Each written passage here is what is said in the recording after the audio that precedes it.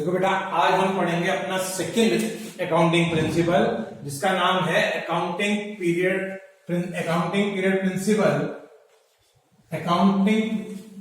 ये प्रिंसिपल 2 लिख दिया मैंने, ठीक हो गया। प्रिंसिपल पढ़ने से पहले आप एक बात मुझे बताओ कि आपका मान लो किसी स्कूल में एडमिशन हुआ तो आप प्राइमरी से पढ़ने जाते हैं, सपोज आप एलकेजी से गए पढ़ने, ठीक है।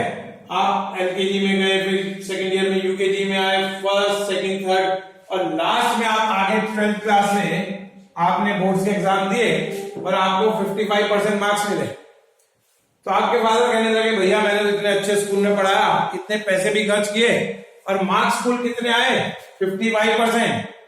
इससे अच्छा मैं किसी और सस्ते से स्कूल में पढ़ा देता तो शायद इससे ज्यादा नंबर आते, ठीक है ना। तो आप मुझे ये तो बताओ कि मैंने इतना पैसा खर्च किया, मार्क्स इसके कुल 55%, इसका मतलब आपने पढ़ाया नहीं। तो टीचर्स का क्या जवाब था सुनिए। इसके मार्क्स तो 95% आने चाहिए थे, पर हमने बार बार पीटीएम पे बार बार आपको मैसेजेस करके बीच के कुछ सालों में बताया कि आपके बच्चे का ध्यान पढ़ने की तरफ नहीं है, ये फोकस नहीं है, ये पढ़ ही नहीं रहा है। ना आपने कभी ध्यान दिया ना इसने कभी ध्यान दिया। हम बार बार आपको मैसेजेस भी करते रहे, आप कभी पीटीएम पे नहीं आए, आपने कभी चेक नहीं किया, टीचर्स के फोन नहीं उठाए। प्रॉब्लम रही ना, कम्युनिकेशन में प्रॉब्लम रही। हम बार बार चेक करके आपको बताते रहे कि is not doing well, but there was no response from your side. Ultimately result इस रीजन से कम आया। फिर बच्चे को और पापा को याद दिलाया, देखो आप अपना मोबाइल चेक करो। He saw there were lot of messages from the school, ठीक है ना। और बहुत सारी प्रॉब्लम थी जो पापा ने और बच्चे ने दोनों ने इग्नोर करी, तो रिजल्ट आपके सामने आया, ठीक हो गया ना। इसी तरह से होना क्या चाहिए था, हम क्या करते हैं स्कूल के अंदर, जब बच्चा लोअर केजी में एडमिट होता है तो उसे लोअर केजी से यूकेजी में जब प्रमोट करते हैं तो पूरे साल की परफॉर्मेंस देखते हैं कि उसने कितनी प्रोग्रेस करी। इसीलिए रिपोर्ट कार्ड के ऊपर लिखा रहता है progress report that shows your progress, कि आप पहले कैसे थे, साल के स्टार्टिंग में कैसे थे और साल के एंड में आते आते आपका क्या सीन रहा, क्या आपने कुछ सीखा, ये जो सीखा हुआ था वो भी खत्म हो गया। इसी को प्रोग्रेस रिपोर्ट करते कहते हैं ना, कि आप पॉजिटिव साइड पे गए या नेगेटिव साइड पे गए। फिर आप यूकेजी से फर्स्ट में आते हैं, तभी आप आते हैं जब आपने कुछ एड ऑन किया होता है, ठीक है ना। अगर आप एड ऑन नहीं करते तो आपको क्या कर दिया जाता है, डिटेन कर दिया जाता है कि उससे अभी आपको आगे जाने के लिए कुछ और सीखना बाकी है। फेल का ये मतलब नहीं कि आप आगे नहीं जा सकते, फेल का मतलब ये है कि आपको जो सीखना चाहिए था वो अभी आप उतना सीख नहीं पाए, you need some more time. फिर आप यूकेजी से फर्स्ट में आते हैं। सिमिलरली हम प्रमोट करने से पहले यही देखते हैं कि क्या आपने इस पीरियड में उतना सीख लिया है जो आपके लिए सफिशिएंट है क्लास सेकंड में जाने के लिए। मैं पास फेल की बात नहीं कर रहा, मैं नॉलेज की बात कर रहा हूं। ये बात है समझ में। सेकंड के बाद थर्ड में भी आप ऐसे ही प्रमोट होते हैं, क्या बिना नॉलेज के आप प्रमोट हो जाओगे तो आगे चल पाओगे नहीं ना। तो यही प्रॉब्लम फेस करते हैं हम आगे। फिर उसी तरह से हम लोग बर्थडे सेलिब्रेट करते हैं। ये मेरा डेट ऑफ बर्थ, यहां पर मैंने फर्स्ट ईयर का बर्थडे सेलिब्रेट किया, केक काटा, party the, that doesn't mean कि बर्थडे सेलिब्रेशन।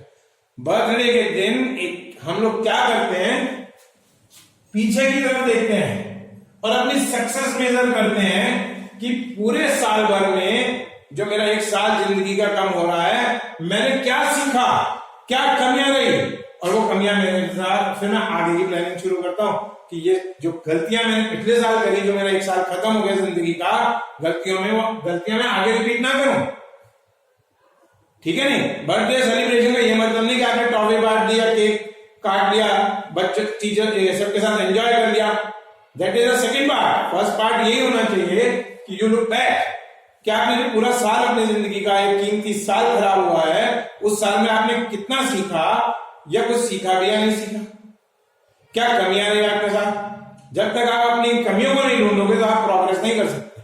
तो बर्थडे का मीनिंग बेसिकली यही होता है। अब मैं आपसे एक बात पूछता हूं, आप सब लोगों को यह पता होता है कि आपका डेट ऑफ बर्थ क्या है, क्या आपको यह पता होता है कि आपकी डेट ऑफ डेथ क्या है? किसी को नहीं पता। किसी को दुनिया में ये नहीं पता होता कि उसकी डेट ऑफ बर्थ क्या है, बर्थडे सबको पता होगा। इसी तरह से बिजनेस में क्या होता है, हमें यह पता होता है बिजनेस हमने कब शुरू किया, कब बंद होगा नहीं पता। हम ये सोचकर बिजनेस करते हैं कि हमारा बिजनेस बहुत लंबे समय तक चलेगा, पर हमें यह नहीं पता कि हमारा बिजनेस कब बंद होगा, कब उसकी डेथ होगी। पर क्या बिजनेस सक्सेसफुल था या बेकार गया, नुकसान में गया, यह हमें तभी पता लगता है जब हम बिजनेस को बंद कर देते हैं। मान लो हमने बिजनेस 60 साल बाद या 70 साल के बाद बंद किया, और 60 साल के बाद या 70 साल के बाद बंद किया, और 70 साल के बाद हम कहेंगे यार हमारे बिजनेस में तो प्रॉफिट हुआ ही नहीं, नुकसान ही हो गया, जो पैसे लगाए थे वो भी चले गए, इससे अच्छा हम कहीं और नौकरी कर लेते तो कमा लेते। पर तब तक बहुत देर हो चुकी होगी। ठीक है, it will be very late. एक लेट तो हो गया, देर हो गई। एक लेट का मतलब तब तक जब बंद किया बिजनेस तो बिजनेस लेट भी तो गया। बिजनेस इज नाउ नो मोर, और हम सोच रहे हैं कि बिजनेस बेकार गया। अब रोने से कोई फायदा नहीं, अब रोने से कोई फायदा नहीं। अगर हम टाइम पर रहते रहते अपने कमियों को कंट्रोल कर लेते तो शायद हमें ये दिन देखना ना पड़ता। ठीक है ना। तो इसलिए हमने क्या करा, अपने बिजनेस को छोटे छोटे पीरियड्स में बांट दिया। अपने बिजनेस के पीरियड को क्या करा, छोटे छोटे पीरियड में बांट दिया।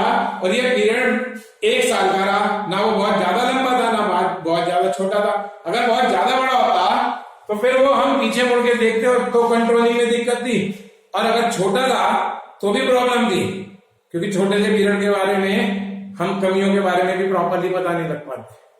तो ये पीरियड कितना महीने का डिसाइड किया गया, 12 महीने का। तो हमने कहा भैया हम हर साल बर्थडे भी मनाएंगे बिजनेस का, और डेथ डे भी एज्यूम कर लेंगे कि भैया बिजनेस बंद हो गया, हमने बंद कर दिया, और अगले दिन से फिर दोबारा से शुरू कर देंगे।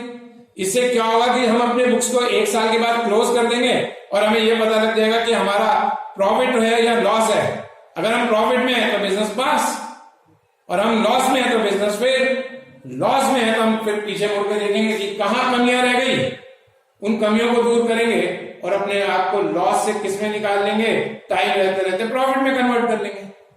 तो हमें बाद में जाके रोना नहीं पड़ेगा। ठीक है, इसी पीरियड को हम क्या बोलते हैं, we call it accounting period concept. और ये पीरियड कितने महीने का होता है, 12 महीने का।